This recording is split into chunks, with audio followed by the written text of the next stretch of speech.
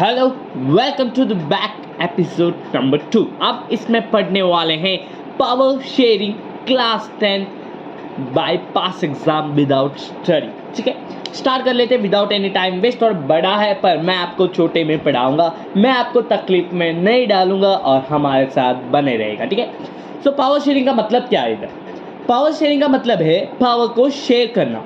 अभी पहले क्या था? पहले मोनार्की थी, मतलब राजा वाला सा। वह क्या करते थे? वही जो है ना लॉ बनाते थे, वही जो है ना लॉ बनाने गए जो है ना वो फॉलो कर रहे हैं या वही देखते थे, और जो फॉलो नहीं करते हैं ना वही जो है ना पनिश करते थे।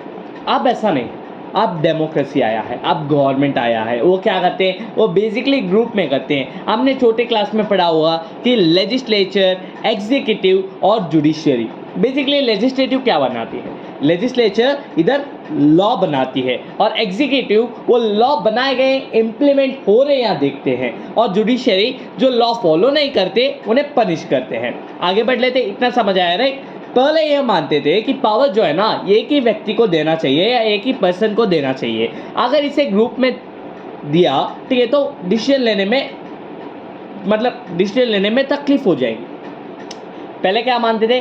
पहले ये मानते थे बच्चा कि अगर जो पावर जो है ना एक ही ग्रुप ऑफ पर्सन को देना चाहिए, या एक ही पर्सन को देना चाहिए, ग्रुप ऑफ पर्सन को नहीं देना चाहिए। पर जब डेमोक्रेसी आई तब हमें पता चला कि अगर जो आपका बेसिकली क्या बोलते हैं उसे, पावर जो है ना अगर ग्रुप को दिया जाएगा तो वो डिसीजन लेने में बेहतर हो जाएगी, आसानी हो जाएगी। क्या बोला मैंने यह बोला कि when democracy came we understood that if we divide power then it is easy to make decisions. Clear है बच्चों? बिल्कुल क्लियर है। तो यही था आपका इंट्रोडक्शन, और इसी के साथ हम आप पढ़ने वाले हैं दो स्टोरी, बड़ी इंटरेस्टिंग है, आपको मैं तकलीफ होने नहीं दूंगा। ठीक है, पहले हम पढ़ लेते हैं बेल्जियम, और उसके बाद में हम श्रीलंका की तरफ बढ़ेंगे। ठीक है, तो बेल्जियम की देखते हैं। To know how good is power sharing, we are taking 2 examples, जैसे मैंने ऑलरेडी बोला गया। तो बेसिकली बेल्जियम क्या है? बेल्जियम एक स्मॉलेस्ट कंट्री है। कहाँ है? यूरोप में है। इतना क्लियर है? बिल्कुल। नेबर्स क्या है? नेबर्स कौन से हैं बेल्जियम के? जर्मनी, नेदरलैंड्स, लक्समबर्ग और फ्रांस। क्लियर है? फ्रांस बॉर्डर्स से बोलते हैं। ठीक है, याद क्या रखना है? बेल्जियम एक स्मॉलेस्ट कंट्री है यूरोप में। इसके नेबर्स है Netherland, Germany, Luxembourg, France borders. इतना क्लियर है? Netherland, Germany, Luxembourg, France borders. इतना क्लियर है? बिल्कुल क्लियर है। पॉपुलेशन ऑफ बेल्जियम देखते हैं। 59% फ्लेमिश रीजन में है और डच बोलते हैं। ध्यान से देख लेना, 59% फ्लेमिश डच, 40% वॉलोनिया रीजन में रहते हैं और फ्रेंच बोलते हैं, और बाकी के 1% जर्मन। बेसिकली सारे लोग इधर ही गड़बड़ करते हैं और आंसर उसका पूरा खराब हो जाता है, मतलब गलत हो जाता है। आपको क्या करना है? 59% डच, 40% फ्रेंच और 1% जर्मन। इतना याद हुआ कि 59% कौन थे? डच थे, 40% कौन थे? फ्रेंच थे, और 1% कौन थे? जर्मन थे। इतना क्लियर है? बिल्कुल। आगे बढ़ लेते हैं। बेल्जियम में क्या है? बेल्जियम के कैपिटल से बच्चा, बेल्जियम की कैपिटल है, जैसे हमारी कैपिटल है ऐसे एक बेल्जियम की कैपिटल है जिसका नाम है ब्रसेल्स। और उधर जो है ना 80% फ्रेंच थे और बाकी के 20% डच थे। देखो इधर आप क्या देखते हो? अगर आप देखोगे तो आप सोचो क्या याद है। देखो मैंने ये पढ़ाया था कि 59% डच होते हैं कौन, और बाकी कितने? 40% फ्रेंच होते हैं। वेयर एज उसी के ब्रसेल्स यानी उसके कैपिटल में 20% डच है। तो इधर हम ये देखते हैं in the country level Dutch was in majority, but in the capital level Dutch was in minority. इतना याद हो जाएगा? बिल्कुल याद हो जाएगा। आगे बढ़ लेते हैं। फ्रेंच स्पीकिंग कम्युनिटी, बेसिकली बच्चा फ्रेंच स्पीकिंग कम्युनिटी को जो है ना बेसिकली वो रिच और powerful, French speaking community was rich and powerful. Because of that, Dutch speaking community, ठीक है, Dutch speaking community was sad, jealous. After a long period, Dutch got power of economic development and education की benefits. क्या हो गया? समझा देता हूँ आपको। देखो बेसिकली क्या थी बच्चा, फ्रेंच का स्पीकिंग कम्युनिटी जो है ना वो रिच और पावरफुल थी। वेराज ये डच स्पीकिंग कम्युनिटी बहुत सैड थे यार, उन्हें कोई सपोर्ट ही नहीं कर रहा है। इसके लिए उन्हें जो है ना बाद में जो है ना एजुकेशन और इकोनॉमिक डेवलपमेंट की बेनिफिट्स दी गई थी। ठीक है, इतना क्लियर हो? अभी क्या हुआ? दे बोथ एट प्रॉब्लम से 1950 to 1960 किसके बीच? डच और फ्रेंच के बीच। आगे बढ़ लेते हैं। More problems is in Brussels, मैंने आपको ऑलरेडी बोला है क्योंकि कैपिटल लेवल में 80% वही है मैंने जो बोला था, ठीक है आपको, वरना आप कंफ्यूज हो जाएंगे। बेसिकली आपको याद क्या रखना है इसमें, स्टार्टिंग से एक बार मैं छोटा सा समाप्त कर लेता हूँ, इसके लिए उसके बाद हम श्रीलंका की तरफ देखेंगे, ठीक है। यही था आपका इंपॉर्टेंट पॉइंट्स, यही था आप लिखोगे एग्जाम में, आपको फुल मार्क्स आ जाएगी, ये आवश्यक है, ठीक है। क्या है आपको याद करना? बेसिकली याद करना ये है कि बेल्जियम जो है ना एक स्मॉलेस्ट कंट्री है यूरोप में। इसके नेबर्स कौन से हैं? France borders basically, Luxembourg, Germany और नेदरलैंड्स, ठीक है। जर्मनी, नेदरलैंड, लग्जमबर्ग, फ्रांस, ठीक है, इतना याद हो जाएगा बिल्कुल। और इसमें आपके पॉपुलेशन याद करना है कि 59% कौन है? डच है, 40% फ्रेंच है, 1% जर्मन है। ये कहाँ रहते हैं राइट, वो उतना ज़रूरी नहीं है क्योंकि ये कंफ्यूज करने वाला है। देखो अगर आप बात करें तो डच जो है ना बेसिकली फ्लेमिश रीजन में रहते हैं और फ्रेंच जो है ना वॉलोनिया रीजन में, ठीक है, ये आप याद करोगे। और इसकी क्या है, इनके कैपिटल है जो कि ब्रसल्स। उधर क्या होता है बेसिकली कैपिटल लेवल में क्या होते हैं, 80% जो है ना फ्रेंच है, 20% डच है। फिर आप बोलोगे कि ये French speaking community was rich and powerful, where Dutch speaking community was क्या होता है, वेरी सैड हुआ। फिर उसके जो है ना एजुकेशन के बेनिफिट्स और इकोनॉमिक डेवलपमेंट देते हैं, ये तो अलग बात है, ठीक है। इतना आप याद करोगे। फिर ये बोलोगे कि ये 1950 to 1960 में बहुत सारे इनके बीच झगड़े हुए थे, ठीक है। इतना क्लियर है? बिल्कुल क्लियर है। आगे बढ़ लेते हैं, थोड़ा मैं पानी पी लेता हूँ, आप भी पी लेना, ठीक है। उसके बाद में हम पढ़ेंगे श्रीलंका की तरफ, ठीक है, ठीक है, स्टार्ट कर लेना। अभी comparing the situation with Sri Lanka which is the island nation. Basically आप ऐसे तो बोलोगे नहीं, आपको याद कैसे करना है? मैंने बोला था क्रंक्स, मतलब मैं आपको आसानी से पढ़ाऊंगा, ये मेरा गारंटी है। श्रीलंका कहाँ है? आप बोलोगे कि ये इंडिया के तमिलनाडु से थोड़ी दूरी पर है, ठीक है। और ये एक स्टोरी है कि पहले जो है ना टी प्लांटेशन के लिए इंडिया से जो है ना फार्मर बेसिकली लोग जो है ना इंडिया से श्रीलंका गए थे उन्हें हेल्प करने के लिए, ठीक है। यही हुआ था, इसी के बारे में स्टोरी हम पढ़ने वाले थे। इसमें जो है ना दो ग्रुप्स होते हैं, सिनाला और तमिल स्पीकिंग, आप पढ़ते हैं, ठीक है। मैंने बोला था कि श्रीलंका जो है ना आइलैंड है और ये तमिलनाडु से दूरी पर है। दोनों ग्रुप है, सिनालास जो कि 74% है और बाकी के 18% तमिल स्पीकर्स है, ठीक है। क्या याद करना है? दो पार्टी थे, ये एक था बच्चा सिनालास, याद हो जाएगा राइट।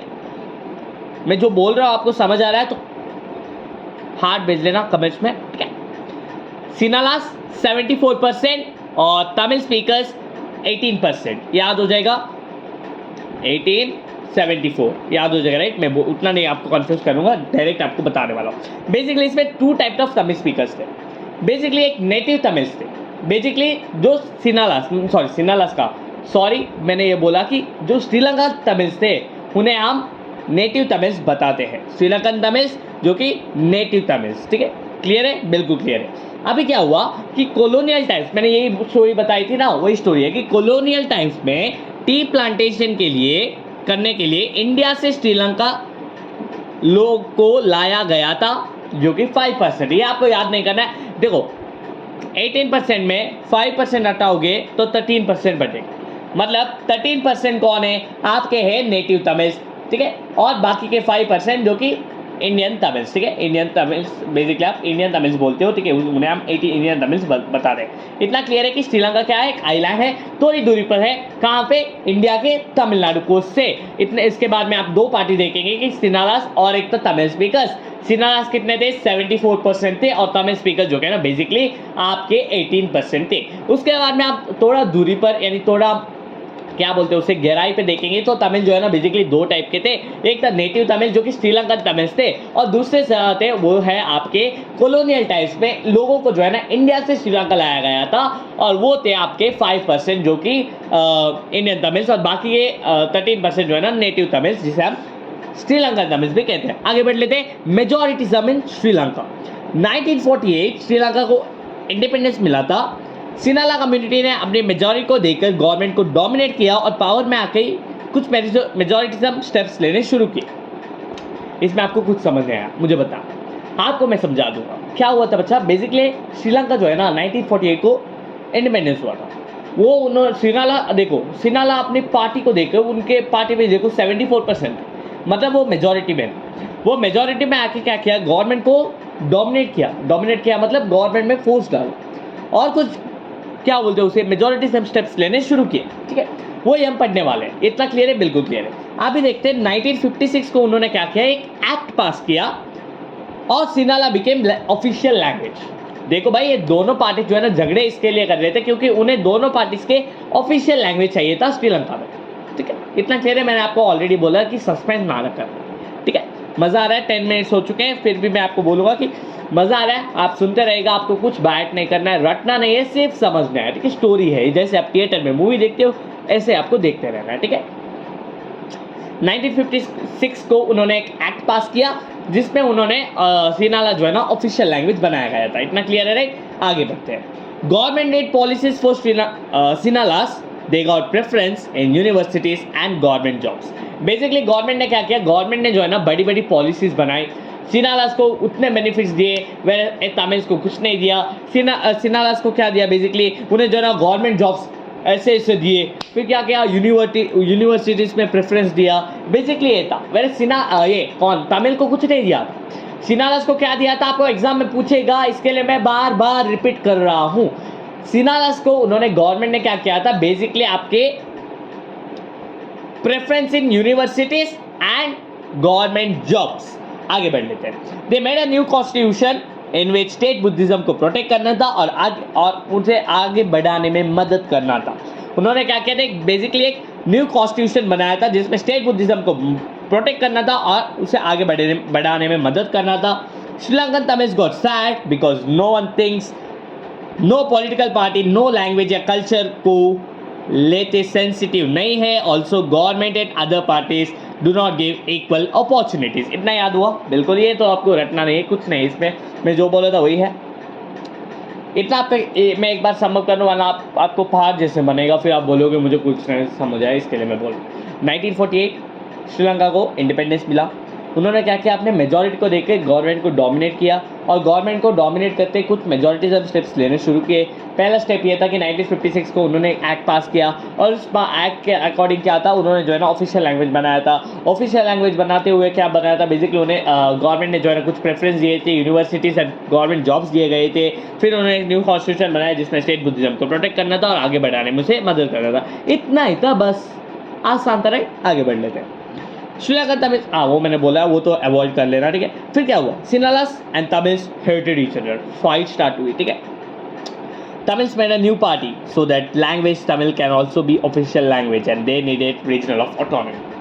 अभी पहले बात तो आपके दिमाग में ये गुछेगा कि रीजनल ऑफ ऑटोनॉमी क्या है। उससे पहले बता देता हूँ कि तमिल जो है ना वो अकेले पढ़ रहे थे, तमिल्स को कोई पार्टी सपोर्ट नहीं कर रहा था, तो उन्होंने खुद में एक नया कॉन्स्टिट्यूशन बनाया और उस कॉन्स्टिट्यूशन के अकॉर्डिंग नए कॉन्स्टिट्यूशन क्या, नया पार्टी बनाया, ठीक है। बेसिकली उन्होंने एक नया पार्टी बनाया जिसमें उन्हें चाहिए था क्या, बेसिकली आपका मैंने पॉइंट तो ये बोला कि उन्हें जो है ना नेशनल लैंग्वेज चाहिए था, ठीक है। उन्हें जो है ना अपने तमिल जो है ना बेसिकली एक लैंग्वेज ऑफिशियल लैंग्वेज चाहिए था। इसके लिए उन्होंने क्या किया, रीजनल ऑफ ऑटोनॉमी की मांग की। अभी रीजनल ऑफ ऑटोनॉमी क्या है बच्चा, freedom to make decisions and to have equal rights in their region, ठीक है। दे टोल्ड, बेसिकली सिनालास, उन्होंने तो नो बोला, they told no to regional autonomy. क्या बोला था मैंने रीजनल ऑटोनॉमी बोला था, फ्रीडम टू मेक राइट्स, ठीक है, freedom to make decisions and to have equal rights in their religion, right. याद हुआ, freedom to make decisions and to have equal rights in their religion, ठीक है, याद हुआ, ठीक है। 1918 क्या हुआ, बेसिकली बहुत सारे पार्टी ज्वाइन हुए टू मेक इंडिपेंडेंट तमिल इलम। अभी तमिल इलम क्या था, basically both Sri Lanka north and south part, basically उन्हें जो है ना सेपरेट स्टेट चाहिए था, नॉर्थ और साउथ में तमिल इलम कहा जाएगा, ठीक है। 1980s में between two communities civil war started in that many people died, many people left their home and ran. This is the tough war in Sri Lanka. Basically क्या हुआ था, दोनों कम्युनिटीज में सिविल वार स्टार्ट हुआ था। सिनालास Tamils hate करने लगे, बहुत सारे लोग छोड़ के गए। फिर इसके बाद में श्रीलंका को जो है ना टफ वार था एक श्रीलंका में, ठीक है। एक बार मैं श्रीलंका के भी समअप कर लेता हूँ। दो पार्टीज थे, सिनालास तमिल, सिनालास 74%, ये 18% थे। 1948 को श्रीलंका में इंडिपेंडेंस हुआ था, फिर वो अपने मेजॉरिटी को देखकर गवर्नमेंट को डोमिनेट किया और कुछ मेजॉरिटी स्टेप्स लेने शुरू किए। 1956 में उन्होंने पहला स्टेप लिया और वो स्टेप था उन्होंने जो है ऑफिशियल लैंग्वेज बनाया। फिर उन्हें गवर्नमेंट के कुछ प्रेफरेंस भी आए थे यूनिवर्सिटीज़ में, गवर्नमेंट जॉब्स में। उन्होंने एक नया कॉन्स्टिट्यूशन बनाया जिसमें स्टेट बुद्धिज्म को प्रोटेक्ट करना था और आगे बढ़ाने में मदद करना था। Sri Lanka Tamils called sad because उन्हें पता चला कि कोई भी पार्टी सपोर्ट नहीं कर रही है। फिर क्या हुआ, वो जो है अपने आप को हेट करने लगे। फिर तमिल्स ने जो है एक नया पार्टी बनाया जिसमें उन्हें रीजनल ऑफ ऑटोनॉमी चाहिए था। क्यों चाहिए था? ऑफिशियल लैंग्वेज बनाने के लिए। रीजनल ऑफ ऑटोनॉमी का मतलब है freedom to make decisions and to have equal rights in their religion. इतना याद रखिएगा, बिल्कुल हो जाएगा। फिर 1980s में क्या हुआ था, मेनी पार्टी ज्वाइन क्या हुआ था, बहुत सारे पार्टी ज्वाइन किए कि तमिल को फ्रीडम देना। तमिल इलाम बनाया। तमिल इलाम मतलब दोनों नॉर्थ और साउथ में श्रीलंका के एक सेपरेट स्टेट हो, ठीक है। Between two communities civil war started, many people left their home and ran. Basically this was tough war in Sri Lanka, ठीक है। अभी हमने देखा श्रीलंका के बारे में, अभी हमने देखा बेल्जियम के बारे में। अभी आपके दिमाग में पूछेगा कि कुछ तो करना पड़ेगा। देखेंगे हम accommodation in Belgium. Belgium leaders started in a different way, they accepted regional and culture differences. ये एक पॉइंट याद कर लेना कि regional and cultural differences. Basically Belgium लोगों ने क्या किया, एक दूसरा वे अपनाया। उन्होंने जो है ना उन्हें cultural differences and regional difference को एक्सेप्ट किया। उन्होंने जो है ना ऐसा कॉन्स्टिट्यूशन बनाया कि उन्होंने 4 बार अपने कॉन्स्टिट्यूशन को चेंज करना पड़ा ताकि वो ऐसा कॉन्स्टिट्यूशन बनाए अकॉर्डिंग टू द पीपल, लोगों के हिसाब से। क्लियर है कि उन्हें जो है ना रीजनल और कल्चरल डिफरेंस को एक्सेप्ट किया, फिर उन्होंने ऐसा कॉन्स्टिट्यूशन बनाया जिसमें क्या होता है, लोगों को यानी लोगों के हिसाब से उन्होंने कॉन्स्टिट्यूशन बनाया। बेसिकली कब बनाया बच्चा? 1972 1993 के बीच उन्होंने जो है ना 4 कॉन्स्टिट्यूशन बनाए थे। बेसिकली कब से? 1972 1993 के बीच। अभी आपका बहुत इंपॉर्टेंट क्वेश्चन और एक रिपीटेड क्वेश्चन है। अभी तक हमने जो बेसिकली आपका चैप्टर तो ख़त्म कर लिया है, पर मैं आपको कुछ क्वेश्चंस और कुछ इंपॉर्टेंट क्वेश्चंस बताने वाला हूँ। पहला क्वेश्चन यही है कि फॉर्म्स ऑफ पावर शेयरिंग लिख लेना, 5 मार्क के लिए भी आ सकता है। पहला क्या लिखोगे? पहला लिखोगे हॉरिजॉन्टल डिस्ट्रीब्यूशन ऑफ पावर। ये क्या है? ये है कि distribution power of government to different organs. अभी ये क्या है? आपने सुना नहीं क्या? नहीं सुना होगा, हम भी एक बार देखते हैं ना यार ये क्या चीज़ है, कुछ समझ ही नहीं है। मुझे भी ऐसा ही हुआ था, ठीक है। तो बेसिकली हम पढ़ने वाले हैं फॉर्म्स ऑफ पावर शेयरिंग। पहला ये है कि horizontal distribution of power, distributing power of government to different organs, ठीक है। इतना क्या हुआ? Example legislature, executive, judicial. These 3 organs have same level but only power is different. Here balance of power is maintain. याद हुआ? इतना याद हुआ है? छोटा सा बच्चा क्या इसमें क्या था यार, छोटा सा बच्चा, छोटा सा थिंग था, ठीक है, छोटा सा टॉपिक था। Basically distribution of power to different organs. Organs का मतलब है इधर लेजिस्लेचर, एग्जीक्यूटिव, जुडिशियरी। इधर क्या है? इधर लेवल जो है ना मेंटेन किया गया, सिर्फ पावर जो है ना डिफरेंट है। इधर जो है ना system of checks and balance ये मेंटेन किया है। इसका मतलब क्या है? इसका मतलब ये है कि जो बेसिकली जुडिशियरी है उसे जो है ना कौन देख रहा है? एग्जीक्यूटिव और लेजिस्लेचर। लेजिस्लेचर को वैसे ही दूसरा और तीसरे को भी वैसे दूसरा देखते रहा। इतना क्लियर है? पहला वाला क्लियर है कि distribution power to different organs. इसका उल्टा समझ लेना कि vertical distribution of power, distribution power of government to different levels. उधर हमने देखा था ऑर्गन्स, इधर क्या था? लेवल मेंटेन किया था, पावर दूसरा था, स्टेट। इधर क्या हुआ? इधर जो है ना distribution of power to different levels. Levels का मतलब है बच्चा इधर सेंट्रल गवर्नमेंट से स्टेट गवर्नमेंट, स्टेट से आता है रीजनल, रीजनल क्या से पंचायत, उसके बाद में नीचे जाता जा रहा है। क्या हुआ? मैंने क्या बोला? मैंने बोला कि वर्टिकल डिस्ट्रीब्यूशन ऑफ पावर, इसमें क्या होता है? Distributing power to different levels, central से स्टेट, स्टेट से रीजनल, रीजनल से पंचायत, ऐसे जा रहा है। आपको क्वेश्चन पूछेगा कि power between central and state is known as dash. किसको बताया? कमेंट कर लें। इसका नाम है फेडरल, ठीक है, फेडरल गवर्नमेंट, ठीक है। Power between state and central is known as federal government. इतना क्या याद हुआ? बिल्कुल याद हुआ। अभी के जो 3 पढ़ाने वाला हो, राइट, वो उतना इंपॉर्टेंट नहीं है। अगर आप लिखोगे तो बहुत अच्छा है, बोलूंगा 5 मार्क के लिए लिखना ही है आपको, ठीक है, याद रखना है। तो दूसरा क्या है बच्चा? Giving representation to communities such as SC, ST, OBC, women। Basically इधर क्या करते हैं? हम रिजर्व सीट्स बनाते हैं। जैसे हमने पिछले चैप्टर से, पिछले 9th में 8th में हमने पढ़ा होगा कि कुछ रिजर्व सीट्स रखते हैं। जैसे हमने वो 100 घर के लिए कुछ ये किया था राइट, 100 घर का गारंटी दिया था वो ड्राउट्स में, उधर हमने कुछ वेमेन के लिए प्रेफरेंस दिए थे, उन्हें जो है ना रिजर्व सीट्स दिए गए थे। या पॉलिटिकल पार्टीज में देखोगे कि उन्हें जो है ना कुछ रिजर्व सीट्स रखते हैं कैंडिडेट्स के लिए, वही जो है ना SC ST OBC वेमेन के लिए इधर giving representation to communities we are giving here क्या होता है, रिजर्व सीट्स रखते हैं। ठीक है, इतना याद हुआ, बिल्कुल याद। फिर इधर एक मैं आपको सजेशन दे रहा हूँ ये लिखने के लिए, power should be given to one person, power should not be given to one person, it should be divided. जैसे हमने देखा कि पॉलिटिकल पार्टीज में इधर क्या करते हैं, बेसिकली एक पावर जो है ना ये एक ही ग्रुप ऑफ पर्सन को देते हैं। ऐसा नहीं करना चाहिए, इधर जो है ना पावर को डिवाइड करना चाहिए, तभी डिसीजन लेने में बेहतर हो जाएगा राइट। ये हमने पढ़ा है स्टार्टिंग में राइट। आगे बढ़ लेते हैं। Pressure groups example traders, businessman, farmers, industrial workers, industrialist, ये सारा आपको लिखना है।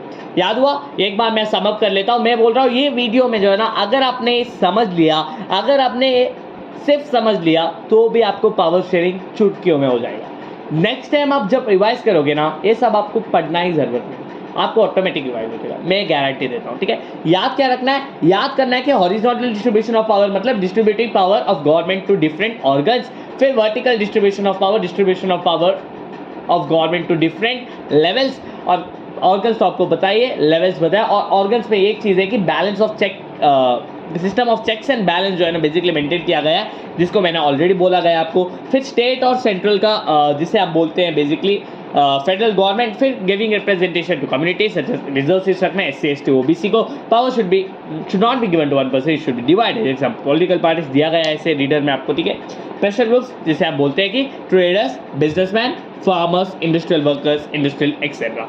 याद हुआ राइट? प्रेशर ग्रुप्स याद रखना। अभी हमने ये तो देखा, अभी इंपॉर्टेंट भाई, बेल्जियम का मॉडल क्या हुआ था? According to the constitution in central government Dutch and French speaking communities will be an equal number। यार ये कैसे हो सकता है?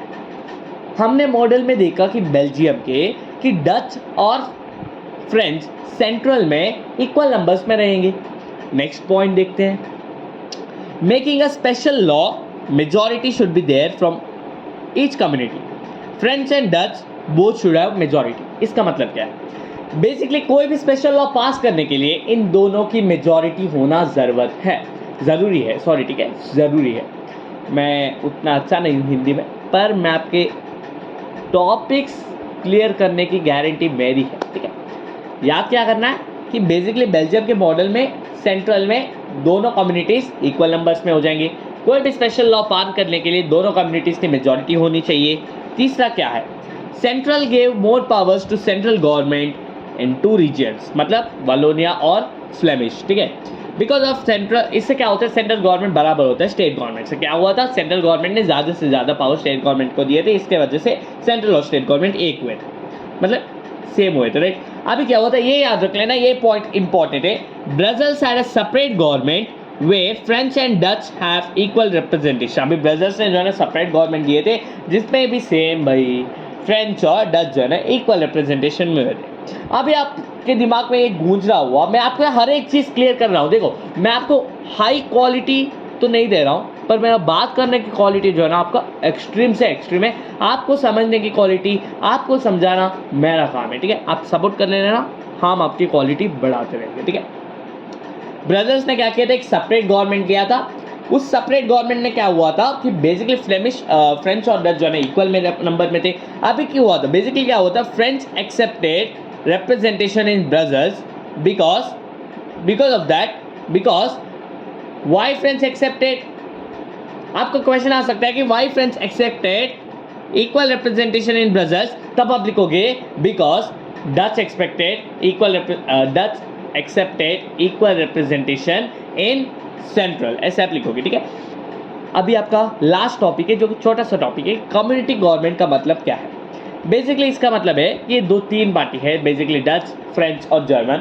इसका मतलब ये है कि तुम कहाँ भी रहो, तुम्हारा एजुकेशन, हम हमारा एजुकेशन, कल्चर और क्या होता है लैंग्वेज का पूरा हम केयर करते हैं। इंग्लिश में लिखे तो they may live wherever the government takes care about culture, education and language. they may live anywhere, government takes care about language, culture and education. याद हुआ, कम्युनिटी गवर्नमेंट 3 है, डच, फ्रेंच और एक कौन सा है यार, German. They may live anywhere, ठीक है. The government takes care about culture, education, language, ठीक है, याद हुआ था. इसके तरफ से हमने both Belgium and Sri Lanka are democracies. Lesson आपका कंप्लीट कर लिया कि both Belgium and Sri Lanka are democracies, ठीक है. मैथ को जो है ना इसे लंबी नहीं करूँगा, इतना काफ़ी है. 25 मिनट्स ने आपने पूरा आपका power sharing basically power of sharing हमने कंप्लीट कर लिया. थैंक यू, धन्यवाद.